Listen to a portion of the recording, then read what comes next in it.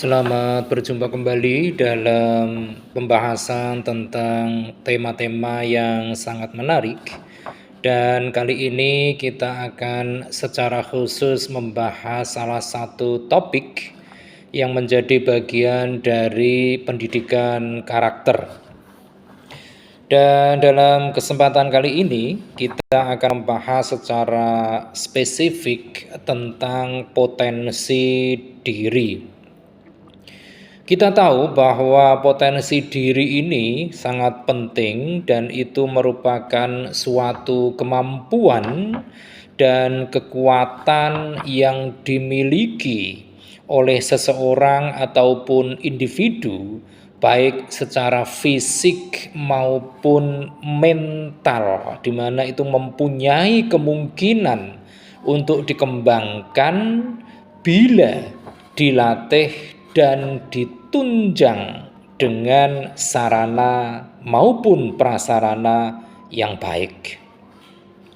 Nah, potensi diri ini sangatlah menunjang bagi seseorang, terutama dalam mencapai atau meraih kesuksesan dalam dunia usaha maupun dunia industri.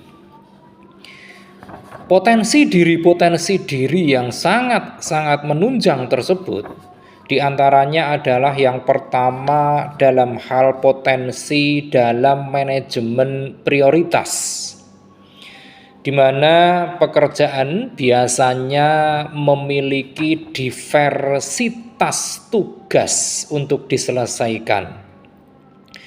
Mungkin pada awalnya seseorang ataupun individu itu akan mengalami kesulitan untuk memprioritaskan tugas mana yang harus diselesaikan. Namun seiring dengan berjalannya waktu, maka potensi yang ada dalam diri seseorang tersebut, terutama dalam manajemen prioritas, akan dapat berkembang seiring berjalannya berbagai jenis pekerjaan yang melampaui dari berbagai hal yang harus dikerjakannya.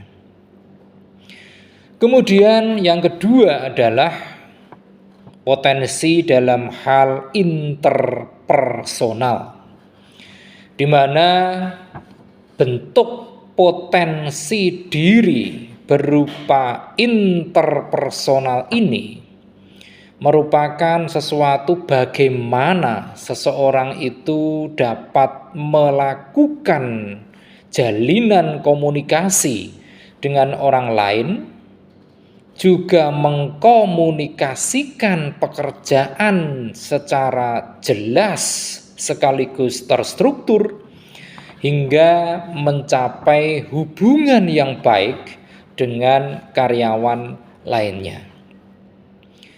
Kemudian yang ketiga adalah potensi yang khusus tentang leadership atau kepemimpinan.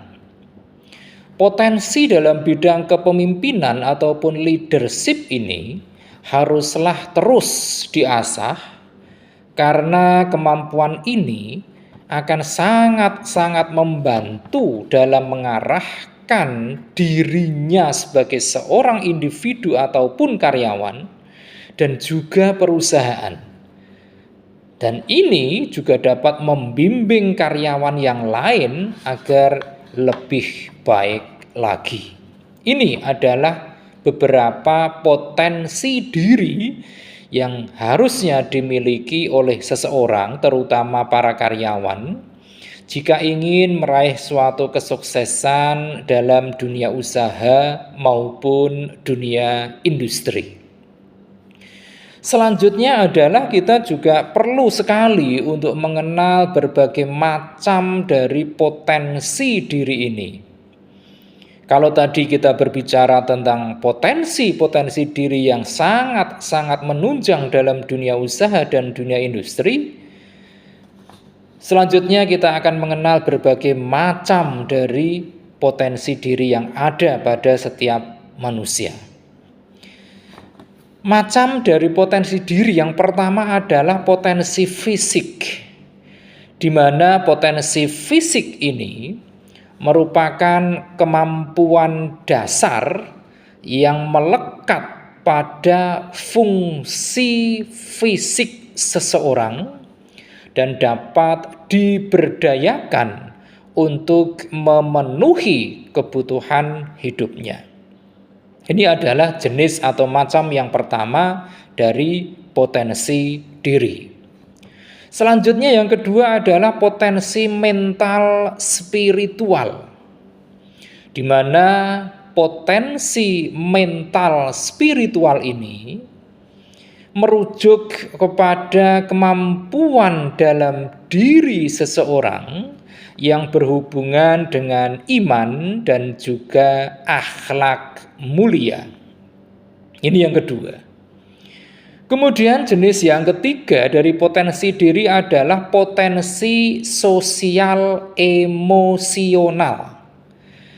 Yang mana potensi sosial emosional ini merupakan suatu potensi kecerdasan pada otak kanan manusia, yang mana bagian ini berfungsi untuk mengendalikan kecerdasan emosional, seperti halnya tentang kesadaran diri, amarah, motivasi, dan lain sebagainya. Ini adalah yang ketiga. Kemudian macam atau jenis potensi diri yang keempat adalah potensi mental intelektual. Potensi mental intelektual ini merupakan suatu potensi kecerdasan pada otak kiri, di mana ini sangat berfungsi dalam hal merencanakan, menghitung, dan menganalisis suatu permasalahan. Jadi potensi mental intelektual ini merupakan potensi kecerdasan pada otak kiri. Sedangkan potensi sosial emosional merupakan potensi kecerdasan pada otak kanan manusia. Selanjutnya, potensi diri yang kelima yaitu potensi daya juang. Yang mana potensi daya juang ini melibatkan suatu kekuatan, terutama kekuatan mental, kekuatan emosional, dan semangat yang kuat untuk menghadapi rintangan maupun kesulitan dalam kehidupan, utamanya dalam dunia usaha maupun dunia industri. Itu tadi berbagai jenis ataupun macam dari potensi diri yang dimiliki oleh manusia. Selanjutnya adalah mungkin akan muncul pertanyaan tentang bagaimana cara mengetahui potensi dari diri kita. Ada beberapa hal yang bisa kita lakukan dalam rangka untuk mengetahui tentang potensi diri kita. Yang pertama adalah kita harus mencari tahu tentang impian kita. Impian kita itu merupakan suatu tujuan. Tanpa adanya tujuan, tentu kita akan berjalan tanpa arah. Tujuan hidup mungkin tidak perlu sesuatu yang terlalu muluk. Hal-hal kecil dan sekaligus spesifik juga dapat dijadikan sebagai suatu tujuan hidup. Itu yang pertama. Kemudian yang kedua, kita bisa mencoba berbagai kegiatan untuk mengasah dari potensi yang kita miliki. Jika kita merasa senang untuk melakukan suatu aktivitas, tetapi kita merasa belum memiliki kemampuan yang cukup untuk melakukannya dengan baik, maka kita bisa terus mengasah kemampuan-kemampuan tersebut. Ini yang kedua. Kemudian yang ketiga adalah kita melakukan uji, terutama uji tentang potensi diri. Nah, saat ini cukup banyak cara yang bisa dilakukan untuk mengetahui suatu potensi diri yang ada pada kita, terutama yang berkaitan dengan tes-tes yang berhubungan dengan psychological test, seperti analisis sidik jari, kemudian mungkin juga dengan analisis gambar, maupun tes-tes yang bisa dilakukan dengan para psikolog. Kemudian yang keempat itu adalah kita bisa bertanya kepada orang-orang terdekat kita. Orang-orang yang paling dekat dengan kita, misalnya saja teman, mungkin saudara, atau justru malah orang tua kita, tentu terus memperhatikan kita dan mereka pasti mengerti tentang kebiasaan kita keseharian. Oleh karenanya, mereka semuanya bisa dan dapat menyimpulkan potensi diri yang kita miliki. Itu adalah yang keempat. Kemudian yang kelima, kita juga bisa mengambil cara untuk mengetahui potensi diri kita dengan memperluas wawasan kita.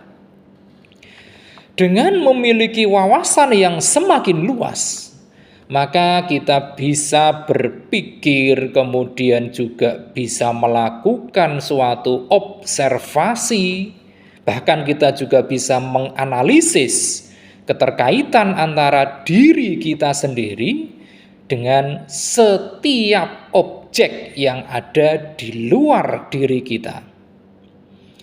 Kita bisa saja memperluas wawasan ini dari berbagai sumber, misalnya dengan membaca buku, kemudian juga bisa mengikuti berbagai konten, terutama konten yang positif di media sosial maupun terutama internet yang lain, atau juga bisa dengan bergabung dengan berbagai komunitas, terutama komunitas yang berkembang dan mengarah kepada arah yang positif, sehingga akan mendapatkan wawasan dari orang lain. Nah, itu tadi beberapa cara yang bisa kita lakukan dalam rangka untuk mengetahui potensi diri kita. Selanjutnya, di dalam dunia kerja ataupun di dunia usaha dan dunia industri, potensi diri dari seseorang itu dapat diklasifikasikan menjadi 3 kelompok. Apa itu? Yang pertama adalah kelompok kemampuan dasar, di mana dalam kemampuan dasar ini seseorang akan dapat melakukan sesuatu yang mana orang itu merupakan seseorang yang lebih condong berhubungan dengan tingkat kecerdasan. Juga yang berkaitan dengan kemampuan dasar ini adalah kemampuan abstraksi. Kemudian juga tentang logika dan daya tangkap seseorang. Nah, dalam dunia kerja ada bagian-bagian tertentu dari individu-individu yang terlibat di dalamnya ini memiliki klasifikasi kemampuan dasar ini. Kemudian yang kedua adalah sikap kerja. Yang mana sikap kerja ini merupakan sesuatu yang berhubungan dengan ketekunan, dengan ketelitian, dengan efisiensi kerja, dan dengan daya tahan terhadap tekanan. Ini adalah sikap kerja. Kemudian yang ketiga yaitu kepribadian, di mana kepribadian ini merupakan pola menyeluruh atas semua kemampuan, perbuatan, serta kebiasaan seseorang, baik dari sisi jasmaniah, rohaniah, emosional, maupun sosial, yang ditata dalam cara khas di bawah beragam pengaruh dari luar.